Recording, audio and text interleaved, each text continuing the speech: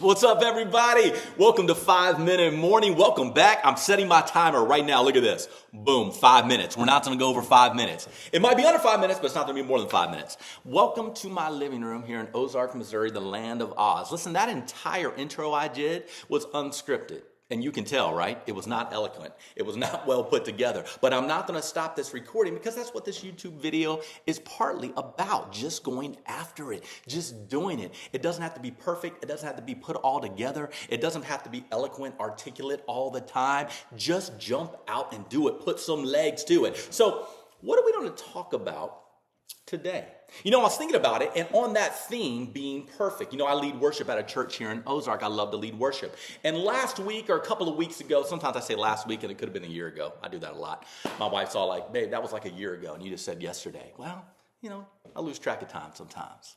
But a few weeks back, maybe, I was encouraging up front, talking to the community at the church about joining the worship team. If anybody is out there and desires to join the worship team or plays an instrument or sings and has been thinking about joining but hasn't stepped out to do that yet, hey, we'd love to talk to you after the service about it. Share some more about the responsibilities, share more about what we do, the team, the community, the family we have there, and we would love to you to be a part of it if you're interested, okay? So I was talking about it. Now, I hadn't thought much about what I was going to say, and I should have. But, I blame it on me being creative. That's what I can always blame it on. Man, I'm a creative. So I just got up there and I kind of winged it, and you could tell I winged it because I didn't think it was very good. I wasn't very articulate. But anyway, I say that because as I was talking, it came to me, the words, hey, you don't have to be perfect to get up here. You don't have to have it all together. You don't have to have all your ducks in a row, so to speak, before you join the worship team, before you get up here to lead.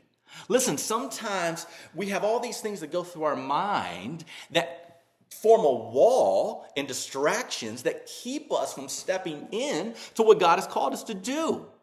And if that's you this morning, listen, let those distractions go. Think in your mind, you don't have to be perfect. When we're not perfect and we have scars and blemishes and all these different things, that's even more reason to run into the presence of God, right? That's even more reason to step into what God has called us to, because we need Him to lead us and guide us. We can't do it in our own strength and in our own might. So I digress. I got off the track a little bit there, but here's what I'm talking about. So I said, listen, you don't have to be perfect. So I walked off from what I was talking about after I shared that, and I thought, man, that was terrible. What was I even saying? I don't even know what I said. But anyway, after the service, someone came up and they said, hey, you know what, Nate? What you were talking about not having to be perfect, man, that struck a chord with me. I've been waiting around for several years to jump on the work. Think about that. For a couple of years to jump on the worship team. And I would hesitate. And I wouldn't step out. And I would think, man, I don't have it all together. I'm not ready yet. Or this reason or that reason would get in my way. And I just kept not doing it. Week after week, year after year went by, and I never stepped out. But you said, hey, you don't have to be perfect. Listen, if we were perfect and had to be perfect, we wouldn't have a worship team. There'd be nobody up there leading, right? Because none of us are. And that struck a chord with him. And he said, man, I wanted to step up. I wanted to talk to you. I wanted to go, you know what? It's time to do it. I need to jump out, and I need to be a part of this team. And I'm so glad he did. That was amazing. So sometimes we think, man, what did I even say? Did that even strike a chord with anybody?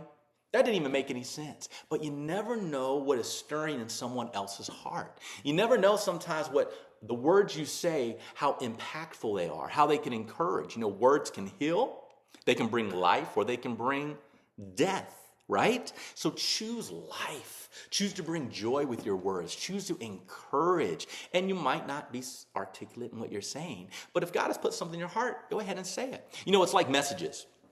Sometimes you hear a message on a Sunday morning, and it might not strike a chord with you. You might go, man, okay, that was nice, but it didn't really stir anything.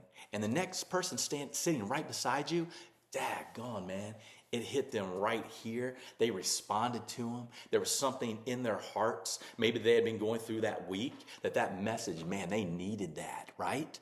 So sometimes I think, wow, that was powerful. Maybe in leading a song or giving a message, and afterwards, nobody responds. You know what I mean? It's just like crickets.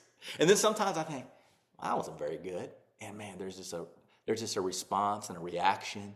And it's not about the response or reaction. I'm not talking about that. But you know what I mean? The point is, just do it. Just serve. You know, Christ came to serve, not to serve, right?